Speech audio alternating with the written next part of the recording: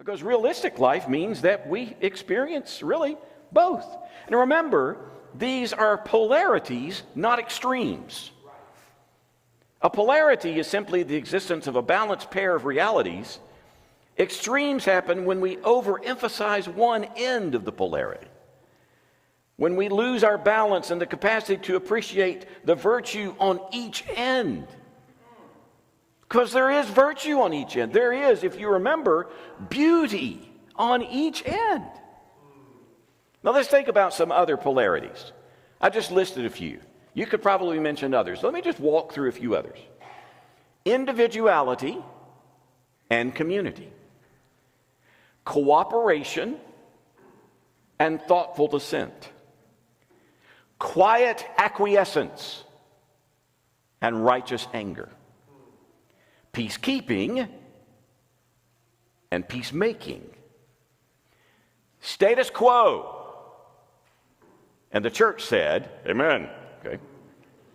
Status quo, challenge. Consensus, principle-centered direction. Certainty, uncertainty.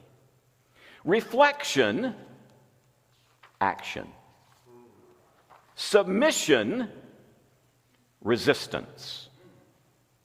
Praise, criticism. Are you getting this? Contemporary, timeless. Tolerance, discipline. Faith, doubt. Confession and forgiveness. Deep, shallow. Heavy, light. Strain, relaxation. Now you could add yours. There's always an and. Always. But let's continue. As we think about this, there's another piece to living within it, and that is to endure the uncertainties. To endure the uncertainties. The text says, He has also set eternity in the hearts of men, yet they cannot fathom what God has done from beginning to end. Here's the reality. God gives us an insatiable curiosity about this whole process. It never stops. It never has with me. And probably not with you either. One translation puts it this way. God makes everything happen at the right time. Yet none of us can fully understand all that He has done, and He puts questions in our minds about the past and the future. Or one translation, God never gives us the satisfaction of fully understanding what He does. Human beings are caught between what some call self-transcendence. That is, we can sit back and think about our existence versus a stifling ignorance that sometimes we just don't know what to think. I'll never forget one time when I was really in a bad spot in life. And preachers get there too. And one of my friends came to me. He knew that I was going through a rough patch. And he just said, by the way, just, I love you, I care about you, but I just noticed that your things aren't quite in calibration for you right now in the way that you'd like for them to be. He says, let me just share a little piece that's helped me. Sometimes it helps me if I see myself in the balcony looking above my issues rather than on the floor right in the middle of them. And I thought, wow, that's pretty cool. I said, is there any rule that says you can't do both? He says, well, the reality is you have to do both. But that was a very helpful perspective because balcony is self-transcendence, right? That you can transcend yourself in a sense and you can stand above your situation and try to get an objective look at it. Ask anybody who does therapy or coaching and they'll tell you that a lot of times that's what they're trying to help people do. They're trying to help people be self-transcendent, to be able to look above circumstances and not feel like they're just caught up in them. But then there's sometimes the reality that even when you do that, even when you try to be that self-differentiated, non-anxious presence in your life, that you just can't, because you simply have to say, I am clueless. Just like Sergeant Schultz on Old Hogan's Heroes, I know nothing. I see nothing. I can't understand anything. I don't know. Have you ever been during one of those times in your life when someone says, how you doing? How's things going? And you simply have to say, I don't know. I don't know. You say, well, what do you mean? I say, well, that's just it. I don't know. I don't know the meaning. I can't understand what's going on. Several years ago, I studied under a man named William Bridges, who wrote a book entitled Transitions: Making the Most of Life's Changes. It was a really great book. He's a humanist psychologist, but also a believer. And he wrote this book out of his own experience. He was a kind of an Ivy League English professor, educated at Harvard, teaching at Mills College over in San Francisco, which is kind of a West Coast Ivy. And he was tenured. And those of you who've taught, hey, you get tenure, that's pretty nice, right? You don't give that up. And he was highly respected in his field. He'd written tons of material that people relied upon in universities all over the world, really. But he just got into this period where he didn't really feel all that satisfied with what he was doing. And so he went into, sort of a period where he decided to resign from his role, and he moved into an intentional community, which back in the 70s, an intentional community in California basically meant a hippie commune.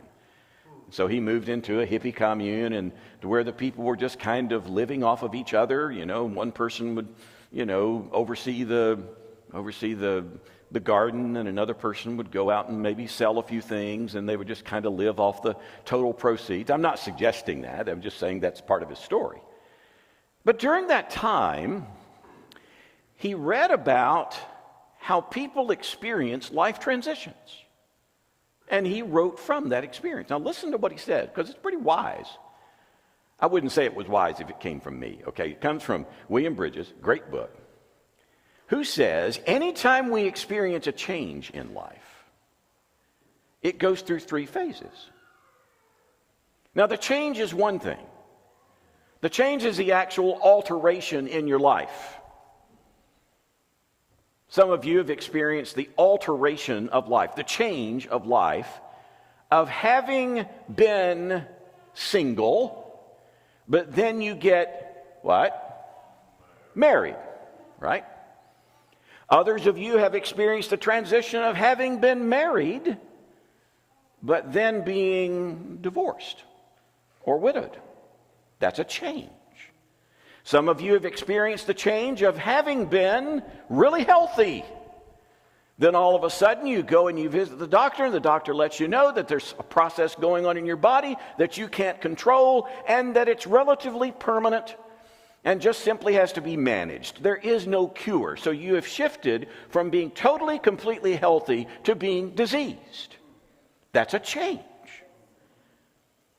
Some of you have experienced what it's like to grow up under the auspices and the care and the resources of your parents. But then you move out on your own. You either go to college or something else happens. Sometimes that's referred to as the malfunction junction of adult life, where everything that has propped you up to that point, everything that's really helped to define your life, is all of a sudden knocked out from underneath you. Your faith, your family, and your friends have to be completely redefined. I mean, you graduate from high school signing the yearbook saying, oh, we'll stay in touch. Let's make sure that we don't lose contact with each other. And then 3 months later, you never see those people again. Unless you grow up in the same hometown.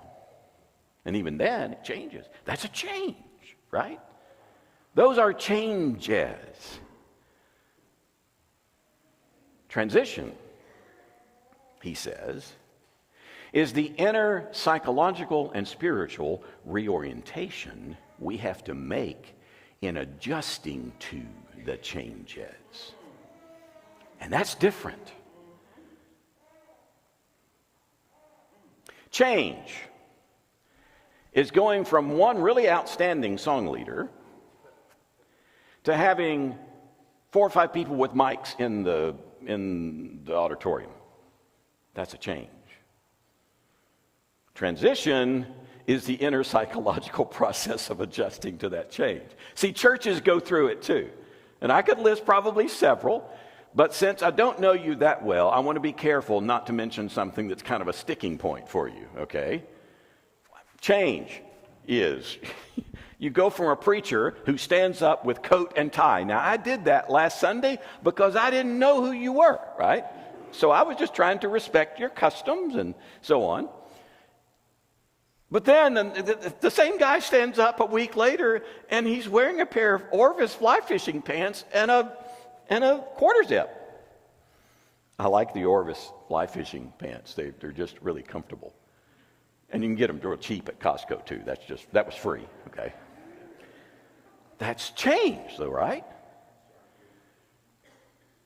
Some of the transitions we have to make to the changes are harder than others. But he says, relative to those changes, there are 3 stages. Now hear this out. There's an ending where you have to grieve the loss. Then there's a new beginning on the other side, where a completely new understanding, maybe even a completely new identity emerges. But in between, there is this period called the wilderness, what he called the neutral zone. And for those of you who are Trekkie fans, the neutral zone is not Federation territory, not Romulan territory. It's just in between. It's just space. Right? Some of you raising your hand. All right, some of you are giving me the live long and prosper. I can only do it that way, okay? But here's the reality. You know which stage lasts the longest? All the time, almost without fail. The wilderness. The neutral zone. And what he says is, you remember the and, right? There's this and there's that. We would prefer, okay, we know we don't have this anymore, and we prefer that, but in between there's the and it hurts. And you just wish, God, could you bring me just some clarity? I just would like some clarity. But faith is often the capacity to go on in the midst of ambiguity, knowing with whom you are going through it. God himself. Because you remember, what roots us in this is, yes, there is a time for everything, but that there is a what? A God for every time. And we're in the in-between. So we endure the uncertainties, not because life gives us full definition all the time. It doesn't. We endure the uncertainties because we know that somehow or another, God brings purpose into it. Which leads us to this next piece. To enjoy the ongoing. We embrace the rhythm. We endure these uncertainties, but we have to enjoy the ongoing. Look at the way he says it. Verse 12. I know that there is nothing better for men than to be happy and to do good while they live, that everyone may eat and, pardon me, I just ate, evidently, that everyone may eat and drink and find satisfaction in all his toil. This is the gift of God. So he says, this is our essential role. Our ongoing toil and relationships that make up our normal lives. We are burdened with this task of toiling, but we are also given the occasion for joy. Reverence includes a posture of gratitude for the pleasures God provides in the meantime, and being able to enjoy whatever slice of life we have been given. Dietrich Bonhoeffer put it this way. This was really fascinating when I read this little statement from him. He says, to put it plainly, for a man in his wife's arms to be hankering after the other world is, in mild terms, a piece of bad taste and not God's will. We ought to find and love God in what he actually gives us. And if it pleases him to allow us to enjoy some overwhelmingly earthly happiness, we must not try to be more pious than God himself. Did you hear what he said? There's a lot of truth there. And here's the thing. Here's the thing. Several years ago, I was in one of these times when I wasn't enjoying the present. I really wasn't. I always have a tendency to, my head's always in the future. I'm just kind of that way. And sometimes it's a blessing, but a lot of times it's just not. And so my brother sat with me and he said, I've listened to you. And he says, I've wondered, have you ever just been willing to enjoy your life in Jesus in the present? Yes, I said, well, I thought so until you said something like that. That's what this text helps us to see, is that he surrounds us with things. There's another text over in Ecclesiastes chapter 9 that puts it this way. Listen carefully. In fact, he gets a little more blunt, Solomon does, over in here in Ecclesiastes chapter 9 when he says, verse 7 of Ecclesiastes 9, go and eat your food with gladness and drink your wine with a joyful heart, for it is now that God favors what you do. Always be clothed in white festively, and always anoint your head with oil. Enjoy your life with your wife whom you love all the days of this meaningless life that God has given you under the sun, all of your meaningless days. Now, some of the wives are listening to this and saying, wait a minute. Enjoying life with me is not meaningless. If you knew my husband, you would understand meaninglessness. I mean, he gets home at the end of his long day of work, and all he does is take his shoes off and sit back in his chair and just sits there and does nothing. I enjoy life with my meaningless husband. Okay. Either way, it works, right? Okay. Either way. He says, for this is your lot in life and in your toilsome labor under the sun. Whatever your hand finds to do, do it with all your might, for in the grave where you are going, there's neither working nor planning nor knowledge nor wisdom.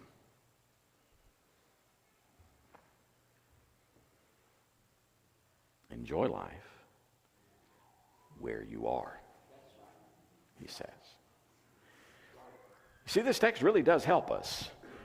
And then last, honor the everlasting. Honor the everlasting. That in the midst of all of this uncertainty, where we have to embrace this rhythm of the polarities, where we have to engage the opportunities that are tucked within them and to endure the uncertainties, to enjoy the ongoing, there is something that helps us to be rooted in the entire process. And that is an understanding that God really does understand it all. He understands every piece of it. Now, here is the way the writer says it. Verse 14. I know that everything God does will endure forever. Nothing can be added to it or taken from it. God does it so that men will revere him.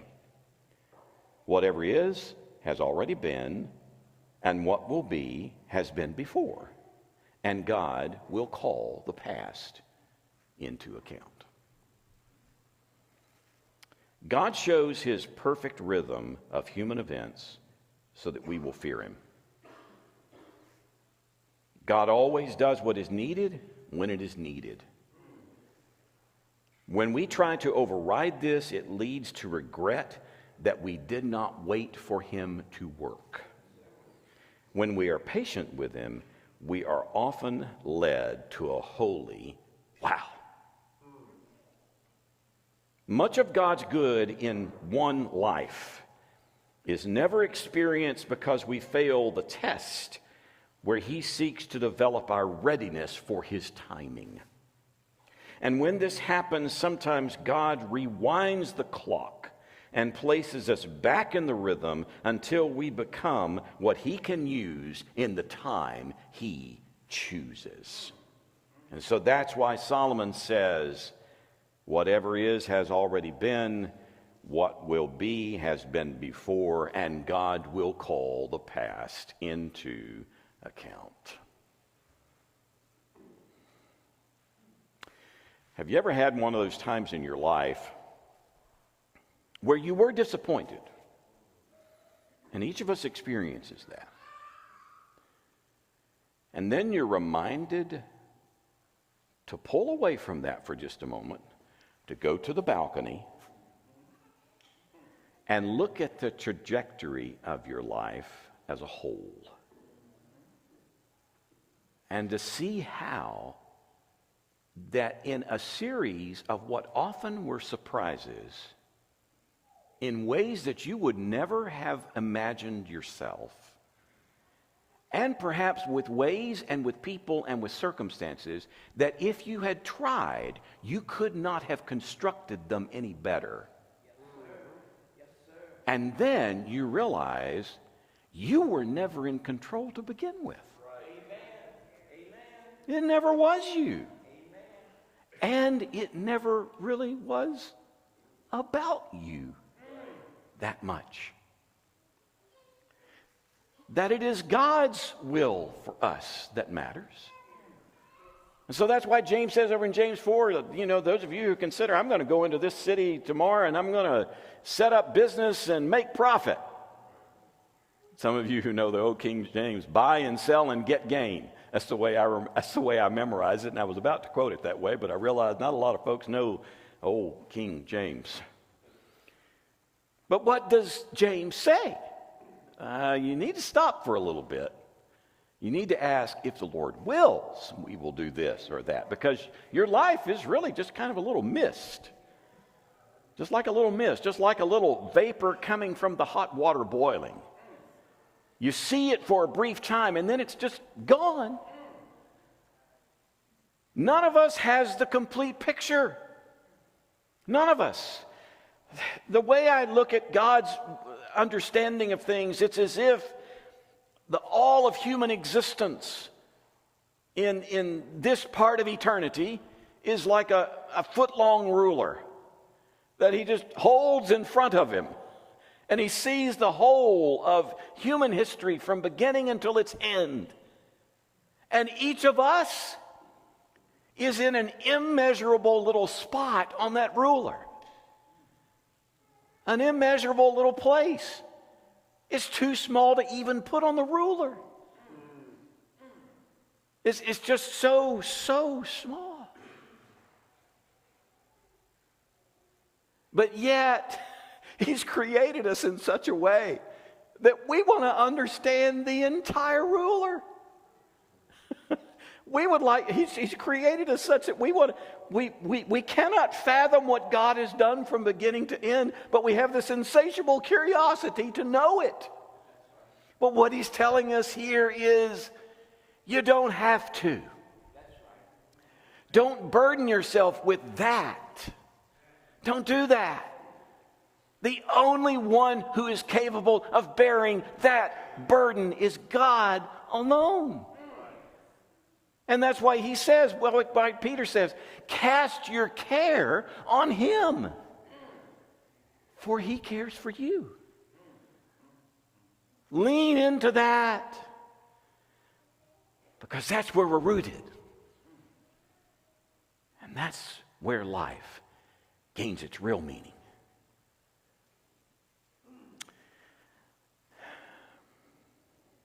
This church is in transition.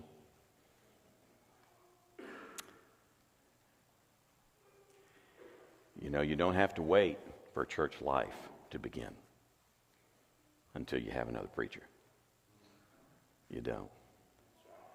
You can enjoy it right now, just as it is. I never know how a lesson like this is going to impact anyone. But I hope and I pray that somehow a little kernel of truth has found its way into your heart. And that you can know